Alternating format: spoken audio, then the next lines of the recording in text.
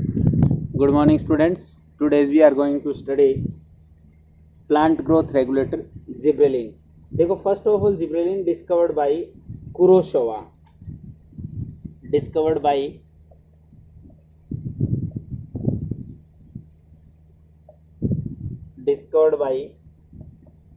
Kurosawa. देखो, Kurosawa जापानी scientist था. He observed that some rice plant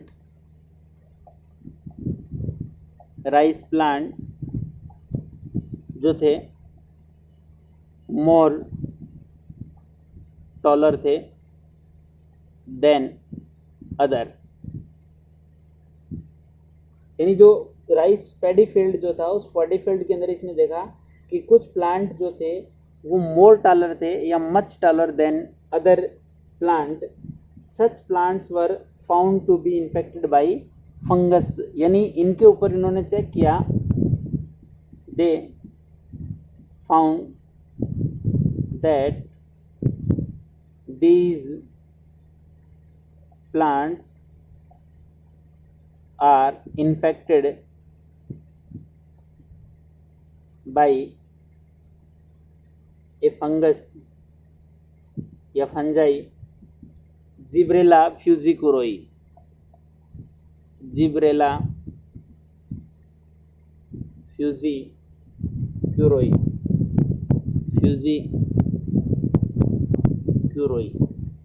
यानी उन्होंने चेक किया तो ये जो जिब्रेला फ्यूजिकुरोई जो फंजाई थी, उस फंजाई का इन्फेक्शन जो है इन प्लांट्स में मिला. और due to these plants are much taller than more नहीं मच लिख देते हैं अपने, much taller than other plants. तो इस टाइप से इसने डिस्कवरी की. आफ्टर दिस साइंटिस्ट थे होरी. कौन सा साइंटिस्ट था भाई? होरी साइंटिस्ट था. ही स्टडी. और इस बंदे ने क्या किया, इस होरी ने इसको नेम दे दिया बैकने डिजीज. कौन से प्लांट को? जो टॉलर प्लांट थे उसको नेम दे दिया बैकने डिजीज. और बैकने डिजीज, जो बैकने मीन्स होता है, जापानी वर्ड है, इसका मीनिंग जो है वो होता है फुलिश सीडलिंग. यानी ऐसे प्लांट जो फुलिशली लॉन्ग टॉलर हो गए और उनके ऊपर किसी भी टाइप से फ्रूट का डेवलपमेंट हो रहा, आफ्टर सम टाइम डेवलपमेंट नहीं हुआ, after some time these plants जो है वो डिस्ट्रॉय हो गए. तो इसने इसको फुलिश सीडलिंग भी नेम दिया था. किसने भी? होरी ने. इसके अलावा बात करें, एक साइंटिस्ट था Yabuta and Hayashi. Yabuta and Hayashi. इन याबुता एंड हयाशी साइंटिस्ट ने फर्स्ट ऑफ ऑल इसको आइसोलेट किया.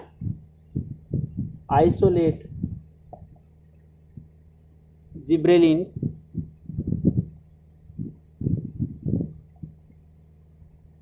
इन क्रिस्टल फॉर्म.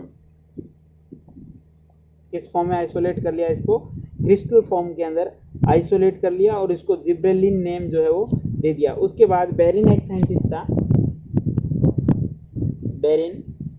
इस बेरिन साइंटिस्ट ने क्या किया, इसको जिब्रेलिक एसिड नेम दिया. क्या नेम दिया बेटा इसको? जिब्रेलिक एसिड नेम जो है वो इस जिब्रेलिन हार्मोन्स को इसने नेम दे दिया. और अभी तक जो जिब्रेलिक एसिड है यानी GA जो है वो 1 से लेकर 100 तक, GA 100 तक डिस्कवर्ड हो गए. मोस्ट कॉमन जो जिब्रेलिक एसिड है वो GA3 है. या यूँ मान लें कि फर्स्ट ऑफ ऑल जो डिस्कवर हुआ था वो GA3 यानी जिब्रेलिक एसिड 3rd नंबर जो हार्मोन था वो डिस्कवर्ड हुआ. एक बार इसका स्क्रीनशॉट लें, फिर अपने बात करेंगे कि ये जिब्रेलिक एसिड जो है या जिब्रेलिन हार्मोन जो है वो केमिकली किस टाइप का होता है. केमिकल नेचर ऑफ जिब्रेलिन्स का डिस्कशन करेंगे. एक बार स्क्रीनशॉट लें आप इसका. केमिकल नेचर की बात करें आप लोग, केमिकल नेचर ऑफ जिब्रेलिन्स. ये कह रहा है कि मोस्ट ऑफ जो जिब्रेलिन्स है, उन मोस्ट ऑफ जिब्रेलिन्स के अंदर आप लोगों को गिब्बन रिंग जो है वो मिलने वाली है। Gibbon ring is present in most of gibberellins. In Gibbon rings के अंदर आप लोगों को 19 कार्बन और 20 कार्बन आर प्रेजेंट। इनका फॉर्मूले की बात करें तो जनरली आप लोगों को Ga3 का जो फॉर्मूला है वो याद रखना है। ये होता है C19H22O6। ये आपका जिब्रेलिक एसिड थर्ड नंबर जो है उसका फॉर्मूला है। जिब्रेलिक एसिड फर्स्ट की बात करें तो C19H24O6। Ga3 है C19H12 लिख दिया मैं 22O6। Ga फर्स्ट जो है उसका फॉर्मूला है C19H24O6। ये जिब्रेलिक एसिड फर्स्ट का फॉर्मूला है। इनके अंदर आप लोगों को जो रिंग मिलती है वो गिब्बन रिंग जो है वो मिल रही है। उस गिब्बन रिंग का केमिकली आप लोग चेक करें तो रियल में होते हैं टर्पीन्स होते हैं। Chemically these are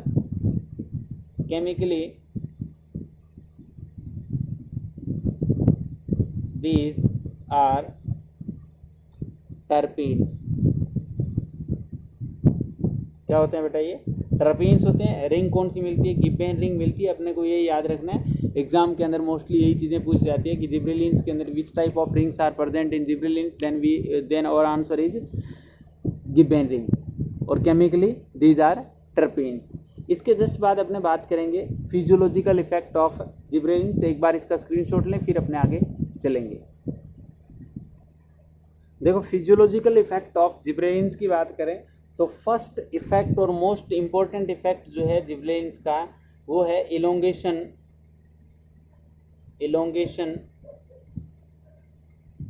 of internode.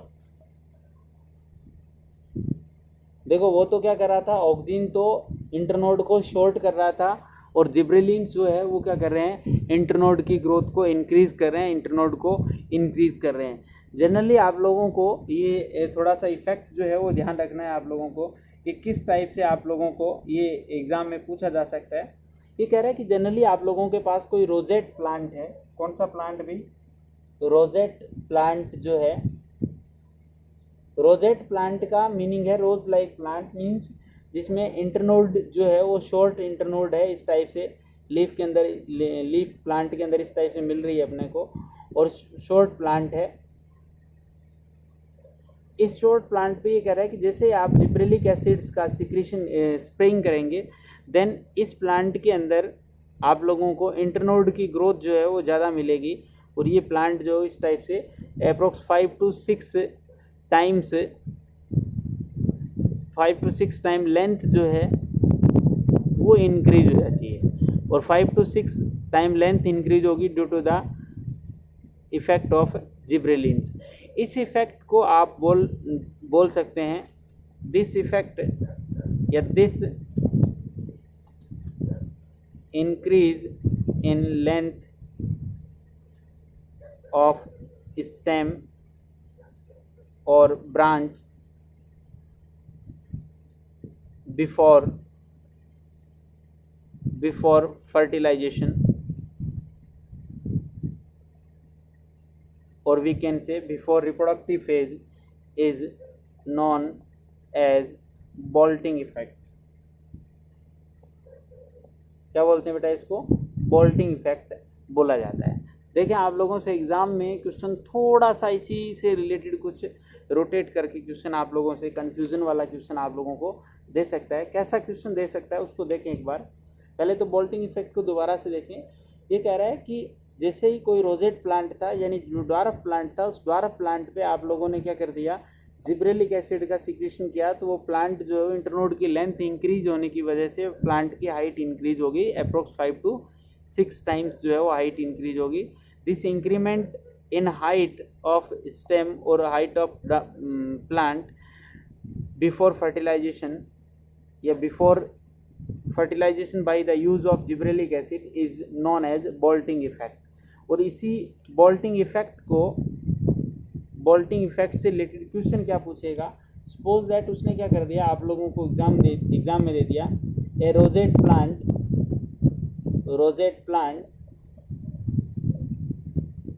Converted into tall plant by use of gibberellic acids. यानी रोजेट प्लांट को आप लोगों ने किस में कन्वर्ट करा लिया, टॉल प्लांट में कन्वर्ट करा लिया by the use of gibberellic acid. After this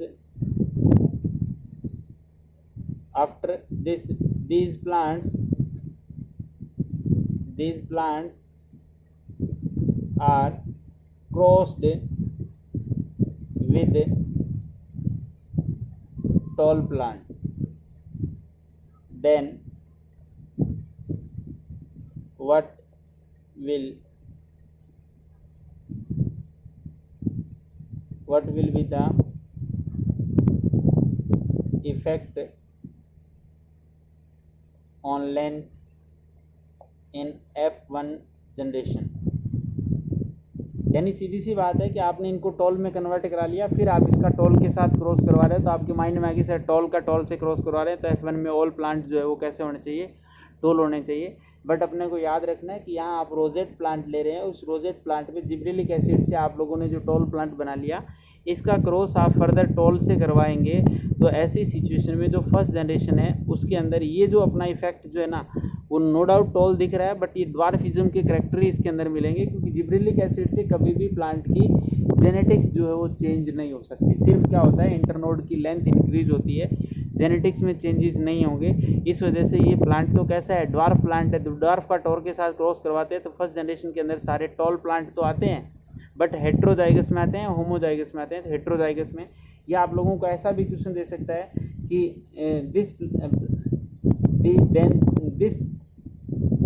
after this these plants are crossed with tall की जगह मैं यहाँ ड्वार्फ प्लांट लिख देता हूँ,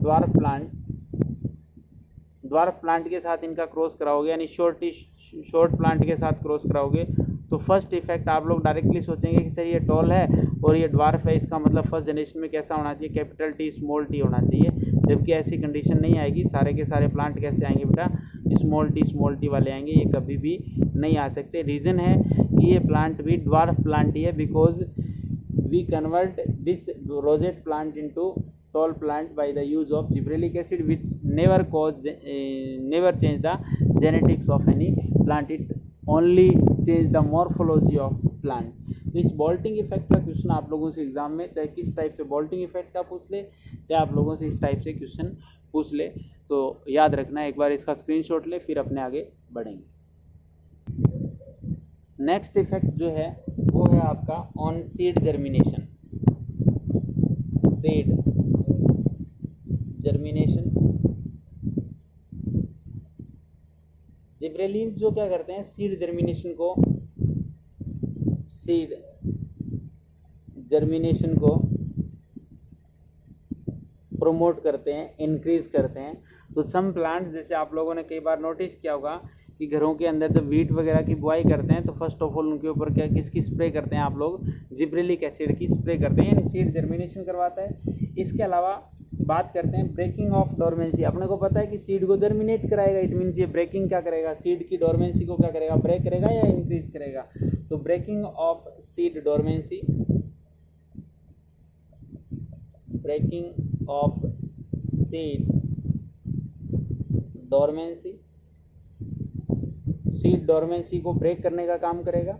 इसके अलावा बात करें, इसका फ्लावरिंग पे भी इफेक्ट है, पॉजिटिव इफेक्ट है, इफेक्ट ऑन फ्लावरिंग। वर्नेलाइजेशन या फोटो पीरियोडिक इफेक्ट को कम करके ये क्या करता है, फ्लावरिंग को प्रमोट करता है। ये वर्नेलाइजेशन या फोटो पीरियोडिक इफेक्ट क्या है फ्लावरिंग के ऊपर, इसका डिस्कशन अपने इसी चैप्टर के अंदर लास्ट में करने वाले हैं। इसके अलावा इसका इफेक्ट जो मोस्ट इंपॉर्टेंट इफेक्ट था, आपके ऑक्सीजन का भी इफेक्ट सेम था और इसका इफेक्ट भी सेम है, वो है ऑन पार्थेनोकार्पी, ऑन या इट ऑल्सो promote पार्थेनोकार्पी। यानी ये भी क्या कराएगा, पार्थेनोकार्पी को प्रमोट कराएगा, मतलब सीडलेस फ्रूट की फॉर्मेशन को प्रमोट करने का काम कौन करेगा, आपके जिब्रेलिन्स भी करेगा। इस सीडलेस फ्रूट जर्मिनेशन पे effect, more effect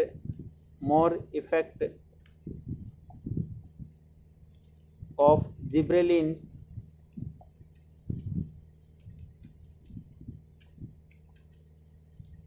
on parthenocarpy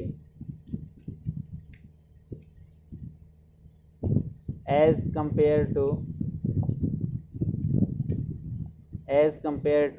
auxin. Auxin के कंपैरिजन में जिब्रेलिन्स का पार्थेनोकार्पिक फ्रूट प्रोडक्शन में मोर इफेक्ट होता है।